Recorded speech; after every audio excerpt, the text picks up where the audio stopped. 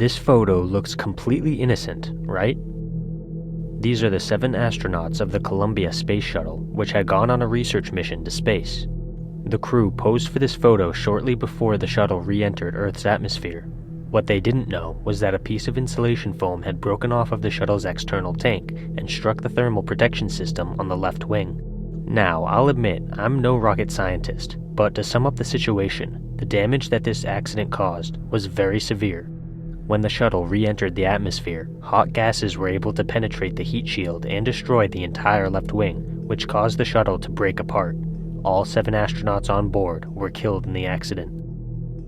After this disaster, space shuttle flights were put on hold for over 2 years, similar to the aftermath of the Challenger explosion. New regulations were also put in place to mandate an inspection of the thermal protection system before re-entry.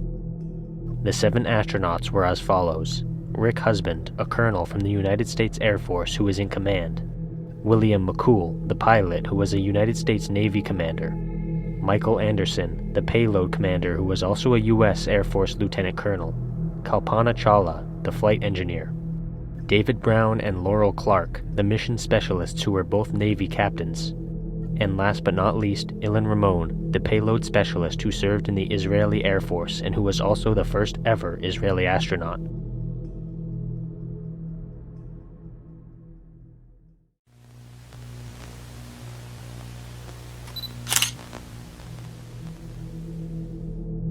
This is a photo of John Lennon, the famous singer and songwriter behind songs such as Imagine, Let It Be, Here Comes the Sun, and many more.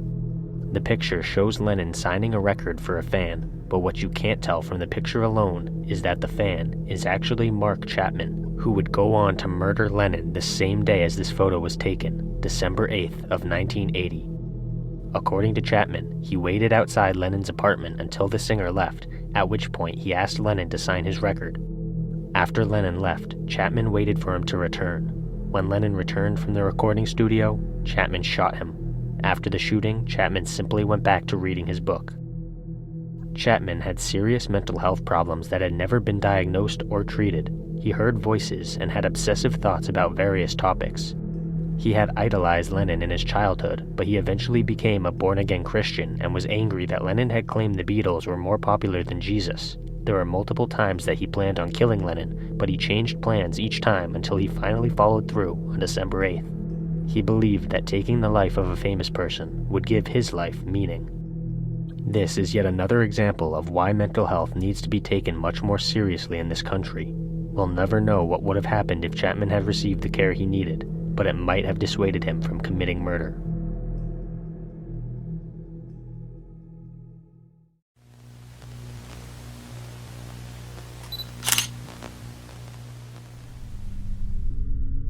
The man in this photo is Harold Agnew, who worked in the Experimental Physics Division at Los Alamos from 1943 to 1945.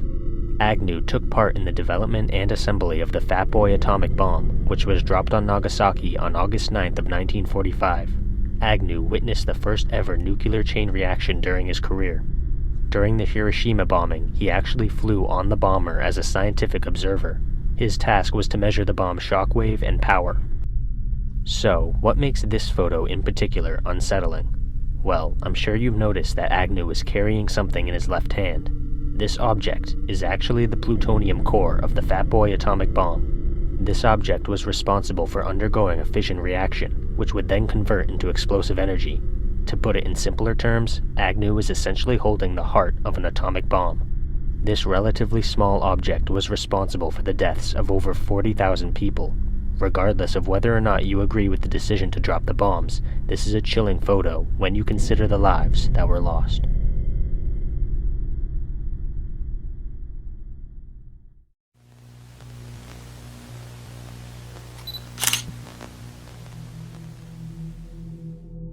Take a look at this father-daughter photograph. It seems completely innocent, right? Just a little girl posing for a photo with her father. Well, the reality is quite disturbing. The man in this photo is actually a serial killer named Franklin Delano Floyd. Floyd had an extensive criminal record well before committing his first murder. In 1960, when he was only 16 years old, Floyd stole a gun from a Sears in California, after which he engaged in a shootout with police. He was brought to a youth institution, but he was arrested in 1961 for violating his parole. Floyd was also responsible for the kidnapping and sexual assault of a 4-year-old girl in 1962. He escaped from a state hospital where he was undergoing psychiatric testing and treatment and proceeded to rob a bank for $6,000. Floyd was arrested, convicted, and sent to the United States Penitentiary in Pennsylvania, where the other inmates regularly raped him. He threatened to commit suicide because of his treatment. After he was released from prison in 1972, Floyd approached a woman and forced her into his car, where he attempted to sexually assault her. Luckily, she was able to escape, but Floyd failed to show up to court and therefore became a fugitive. In 1974, Floyd had adopted the alias Brandon Williams. He met a woman named Sandra Brandenburg at a truck stop in North Carolina, and they began dating. Sandra had 4 children by 2 different fathers, but she was at risk of losing custody. Floyd offered to marry her so that she could retain custody of her children. She agreed, but she was arrested for passing bad checks in 1975. During her time in jail, she left her children with Floyd, which would turn out to be a horrible mistake. When she was released, she discovered that Floyd had left and had even taken her children with him. Sandra eventually found her 2 middle children in the care of a social services group, but the other 2 kids, Philip and Suzanne, were still unaccounted for. This brings us back to the photo in question. The man is Franklin Floyd, but the little girl is Suzanne Savakis, Sandra's oldest child. In 1986, Floyd was living under the alias Warren Marshall, while Suzanne was going to high school under the name Sharon Marshall. Suzanne graduated high school and earned a full scholarship to the Georgia Institute of Technology to study aerospace engineering, but Floyd refused to let her go. Sickeningly, he had impregnated Suzanne and forced her to give the baby up for adoption. He then moved to Tampa, Florida, and dragged Suzanne along with him. In Tampa, he forced Suzanne to work as an exotic dancer at a strip club, and she got pregnant a second time, although this pregnancy was not Floyd's. They kept the baby this time, and Floyd eventually married Suzanne in 1988 after they moved to New Orleans. The pair finally moved to Tulsa, Oklahoma, where Floyd yet again forced Suzanne to become an exotic dancer at a strip club. He threatened to murder Suzanne and her son if she ever tried to leave, but by 1990, Suzanne had decided she had had enough. She made plans to run away with a college student named Kevin Brown, who she was secretly dating. Unfortunately, Floyd did not make idle threats. Suzanne was found dead on the side of a highway outside Oklahoma City. Floyd was also responsible for numerous other murders, including Cheryl Ann Camesso, who had worked with Suzanne at the strip club in Florida. He also murdered Suzanne's son, Michael Anthony Hughes, after kidnapping him from his school. This case is particularly disturbing and convoluted, and this photo takes on a whole new meaning when you know the context.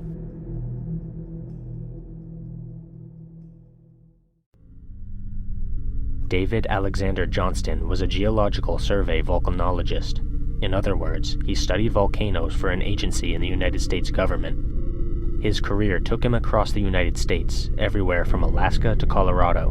By all accounts, Johnston was meticulous and very talented. He also had a positive attitude and a lot of enthusiasm for his work, which made him well-liked amongst his peers. Johnston's top priority during his career was always to protect the public from volcanic disasters. This photo was captured in 1980 and shows Johnston sitting on Mount St. Helens, a volcano in Washington state. In a cruel twist of fate, the volcano would erupt only 13 hours after this photo was taken. Johnston was killed in the eruption while manning an observation post. He was the first person to warn people of the eruption shortly before a lateral blast took his life. I hope his family has been able to cope with their loss and never forget him. Based on all the available information, it seems like he was a very smart and happy man who did everything he could to keep people safe.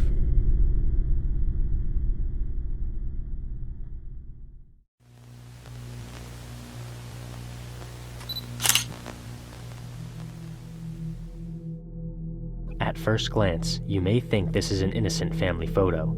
However, this man who's holding the baby may change your mind. John Edward Robinson was the 3rd son of his abusive father and strict mother. Robinson entered a private school for aspiring priests, but soon dropped out due to disciplinary issues. Robinson would frequently engage in fights with other boys, and spent a lot of time in detention. In 1961, he enrolled at Morton Junior College in Illinois, but dropped out after 2 years. In 1964, he married Nancy Jo Lynch after moving to Kansas City, and they had 4 children together. The family man would soon relapse into his old ways of getting in trouble. In 1969, Robinson was arrested for embezzling $33,000 from a medical practice in Kansas City. Robinson had been working in the practice as a radiographer under forged credentials. 4 years later, he violated his probation by moving to Chicago without permission. Robinson was eventually arrested for embezzlement again, and he was ordered back to Kansas City, where his probation was extended. 4 years later, in 1975, he was charged with security and mail fraud, and his probation was extended yet again. Robinson was simply incapable of making an honest living.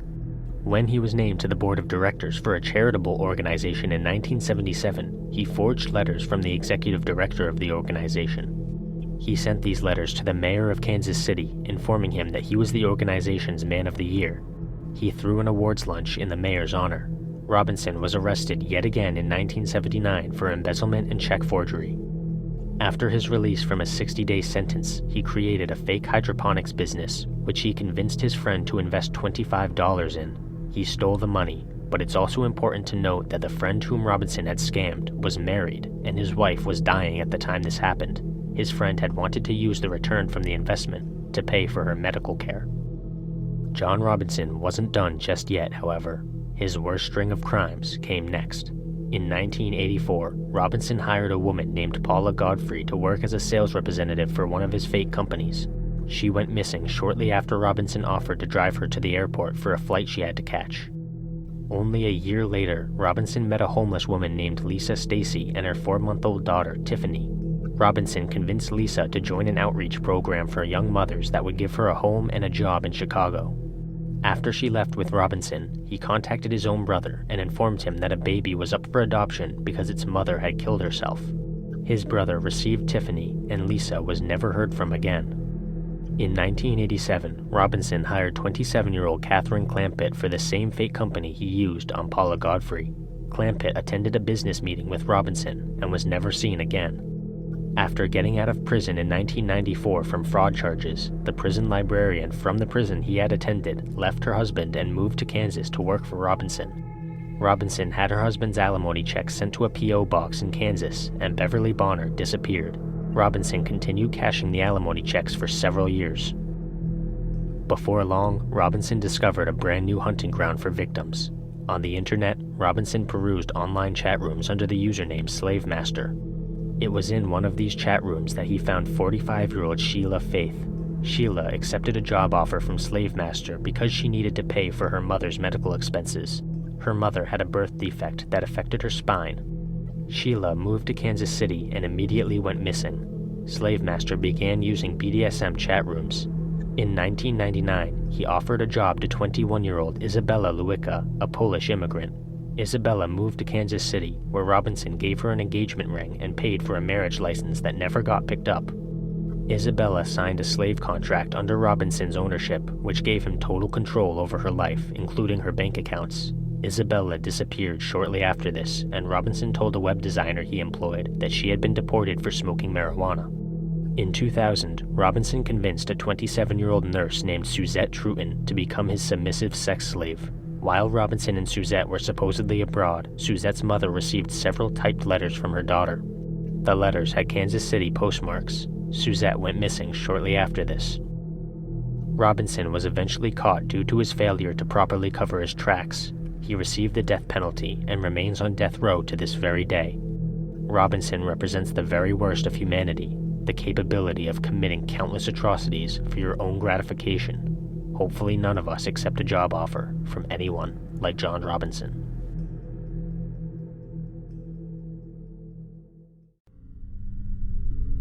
In October of 1972, a rugby team from Uruguay had a match scheduled against a team in Chile.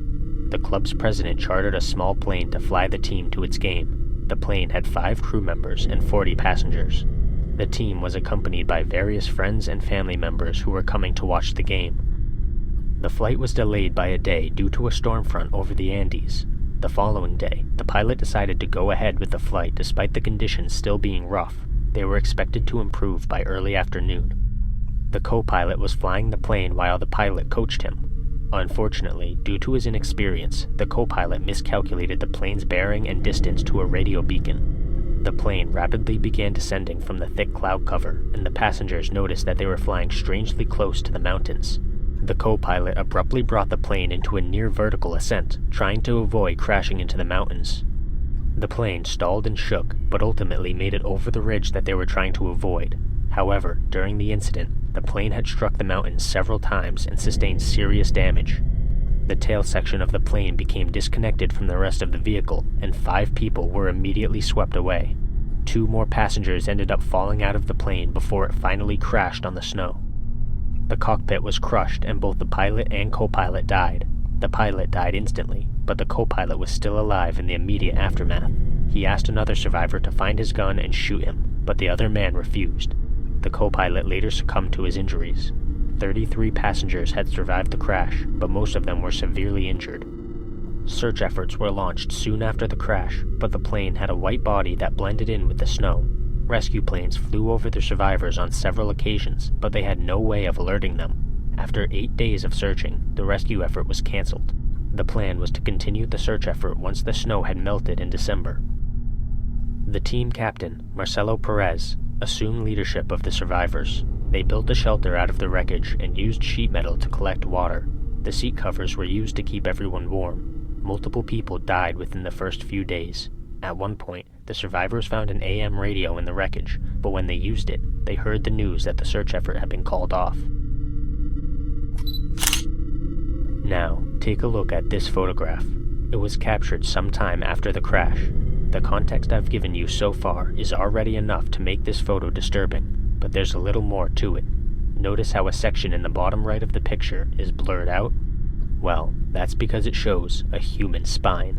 You see, the survivors barely had any food on board, so they ended up resorting to cannibalism. There were no food sources anywhere on the glacier, no animals or vegetation. The survivors actually gave each other permission to use their bodies for food if they happened to perish. The decision to eat the flesh of the dead was not taken lightly. Many of the survivors believed they would be damned to hell if they committed cannibalism. In the end, eating their dead companions actually saved their lives. Several of the survivors embarked on a hike over the mountains, and 2 of them eventually made it to a Chilean holiday resort. The Chilean Air Force provided helicopters to rescue the rest of the survivors. In total, 16 people survived the ordeal and made it back home. The 2 men who had hiked to the Chilean resort had spent 70 days on the glacier. 6 of the survivors had spent 71 days, and 8 people had spent 72 days. There are many more details to this accident that I didn't get into in this video, so if you're interested, you can easily look it up. However, I will warn you that it's a very gruesome and disturbing incident.